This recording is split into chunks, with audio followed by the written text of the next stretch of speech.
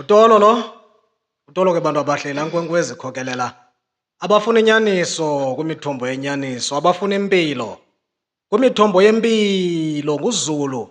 Ndiphaa phezulu nguBusobelanga, andihlalanga ndedwa ke namhlanje njengesiqhelo ndihleli naye phaa uErnest Fokayawa. Ernest, Hey bawutolo mama, masibulise bawutolo. Sisonke apha. kuhle? Siqhube. Kuhle kunjani kuwe Kuhle, bawutolo? kuhle. Eh Hayi kuhle, kuhle re masibulele man. Yemntaka Ernest. eh Ndifuna namhlanje ke siqhube mhlawumbi khona laa topic besikhe sathetha ngayo apha kule game leyo. Apho sithethe ngesoul. soul. Yes. Sithethe ngesoul, sathetha ngesulfur and brimstone.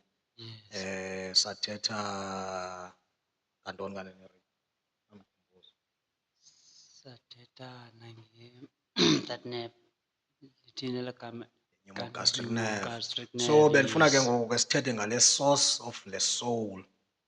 Kuthethwa ngayo. Remember besithe isoul yintoni? Soul are the fluids running in your body.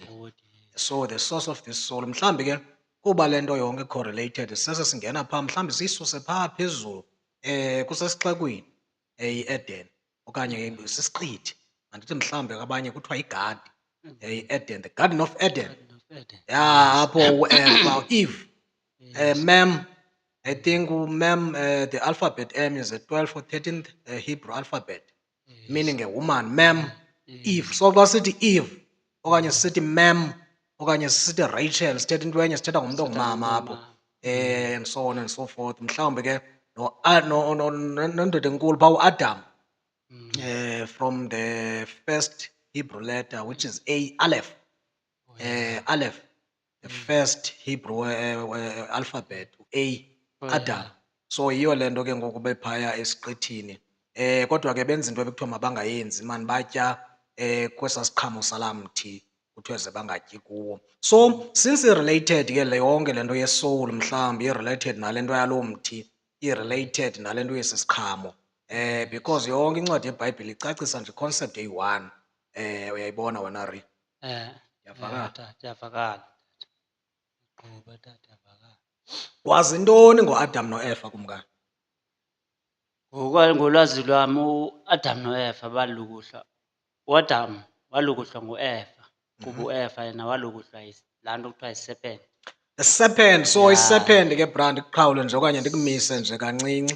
Yes. I-serpent inyoka represents a sexual desire. Yes. So balukuhlwa yi-serpent. Just like how i-storm phaa kwelaa bali likaYona, nayo i-storm stands for the sexual desire. So uYona means a dove, ihobe. It's a Hebrew word nayo meaning a dove. I-dove ke yazi uba it represents peace. Yes. So yiyo le nto into yobana i-peace yagungqwagungqiswa yintoni? Sistom. Istorm which is what? Sexual desire. The very same sexual desire eyenza uMoses into yobana angayiboni the promised land because he lifted up the serpent. He lifted up the serpent. Serpent ke meaning the sexual desire. Uyakhumbula ke serpent besithela utshabalala esiphi Yes. uJesus lo. Ya waqhuba rini ngakuphazamisanga mfondini. Oh, ewe. So ke ngoku uEva yena walukuhla uAdam wathi makatye kumthi bekuthiwa makangatyi, ebeyalele uThixo uba makungatyiwa kulaa mthi. So waluma ke naye kuAdam, lukuhlwa uEva. Yeah. By the way uzawuzibuza uba yiti etheni lingaphele ithi xa iquba udayi kumityi iphinde izale futhi iphinde izale futhi le fatyi yiti. Ayingomlingo lo. Andijike manzi abe yiwayini apha. Le iti sisiphungo esi ekuthiwa ezesisinda Amen. Nam bendizibuza uba kutheni ungathi igqebe leti emane igcwala nje. Intsusa nentsingiselo siye ke phaa kwelaa bali likaAdam noEva. UAdam noEva uzawukhumbula ke njengoba usitsho into yobana nawe batya kulaa mthi, kwesaa siqhamo salaa mthi usesixekweni. Kodwa ningatyi kumthi osesidigidikini, ningazondla ngayo yonke eminye imithi le neziqhamo zayo, kodwa ukhona lona usesidigidikini ze ningatyi kuwo. Bendikhe ndathi ke kuwe kule veki pheleyo, the Bible is a storybook. It's a book about your body, the anatomical, the physiological, and the astronomical functions of the human body, Yes. fearfully and wonderfully made. So lo mthi ke ndoda enkulu ndiye straight kuwo usesiqithini usembindini welegadi Eden is your pneumogastric nerve. Pneumogastric plexus from the solar plexus. The solar plexus ke phaa bendikhe ndatsho ndathi phaa kwi-cerebrum. I-cerebrum has i-grey matter phaa.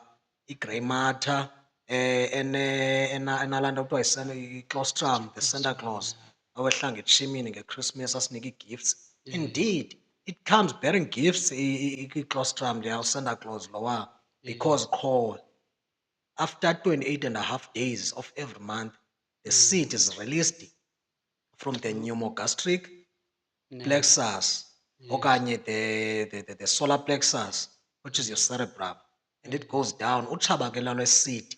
The seed is what it's called fish in Hebrew. Yes. The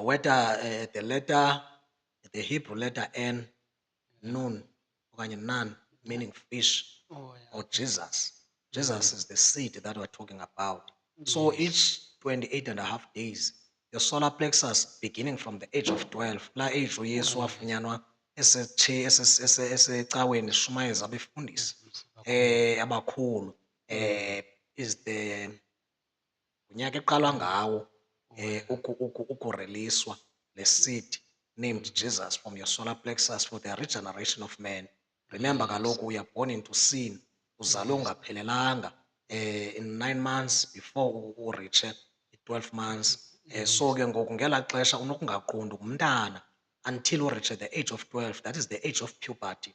That is the age where umntana can make sound decisions, can akwazi ukwenza izinto nge-understanding.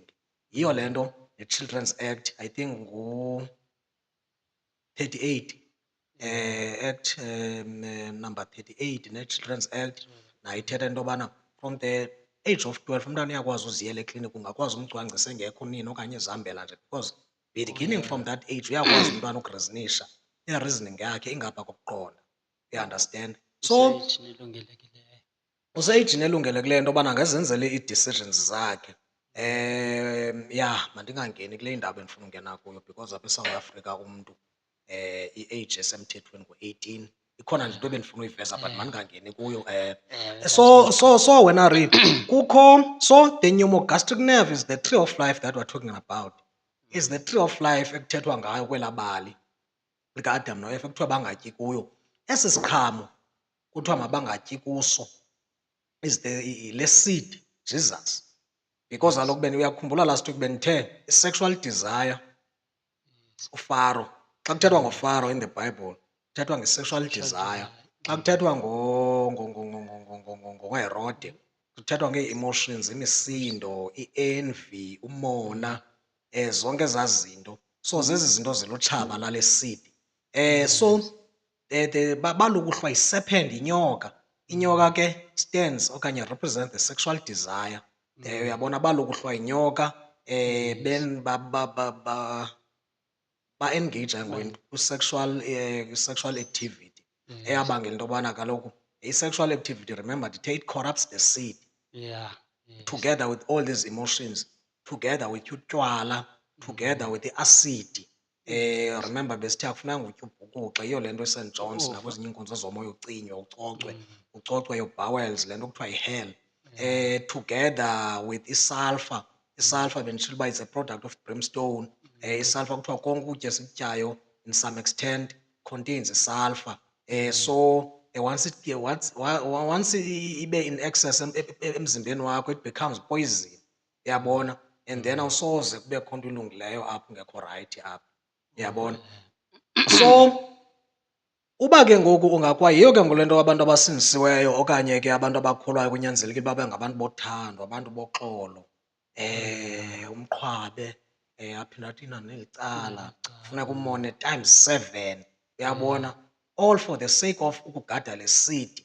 Because le seed, if ukhe wangumntu osokoliswa imisindo, umona, i-envy, nazo zonke ezi zinto zakwaSathane, it gets corrupted and it corrupts you ke ngoku iba yipoison kuwe emzimbeni.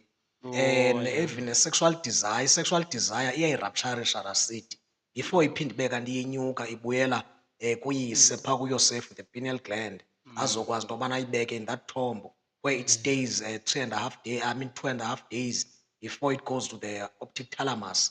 Izotsho ikhanyisela ihlabathi. Ihlabathi that we're talking about ngumzimba wakho, nguwe, we are the universe that we're talking about. Hence sisithi understand first the microcosm, which is yourself, before you can understand the macrocosm, that is God. Yiyo le nto thina abantu bathwasileyo bethwasiswa ngumoya siye sahlala sanokuphazamiseka ngamanye amaxesha.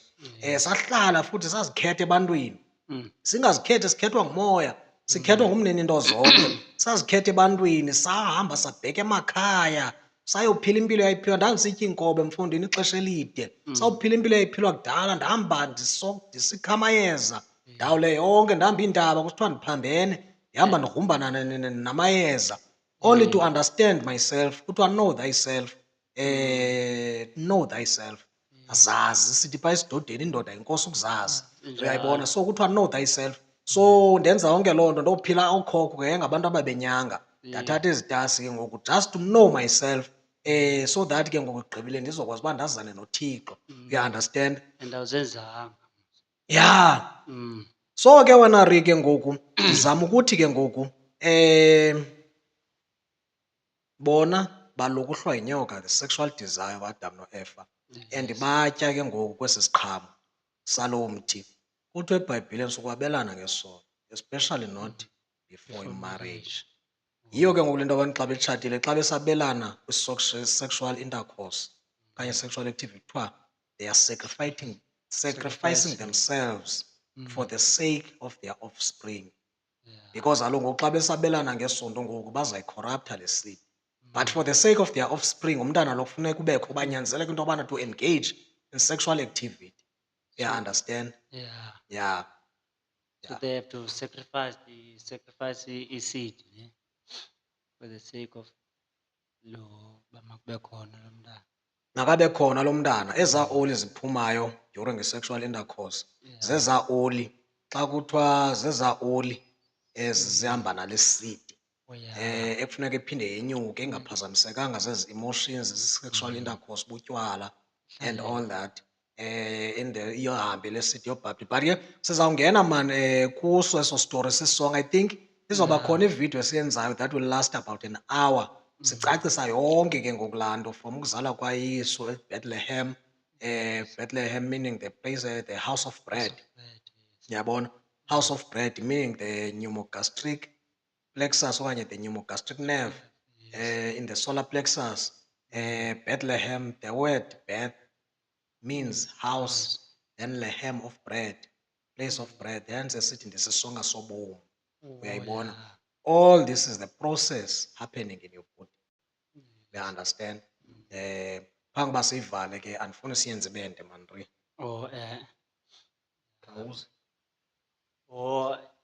Like iBethlehem kwakusalelwe bani kanene phaa kuyo? nguYesu. UYesu mos wayezalelwe phaa. Yile nto ndithi So ngokwengcaciso Bethlehem means the place of bread.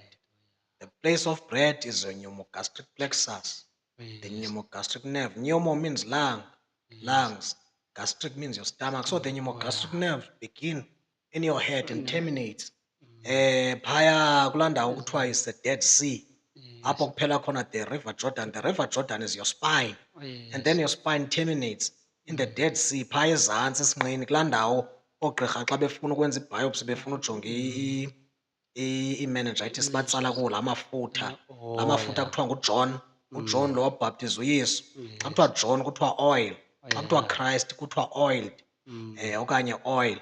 So sizawungena kuyo ngoxa sesiyicacisa yonke. yes, okay. Masiyivale ingadibende man Ri, masiyivale. Siyayivala ke, ndimkile.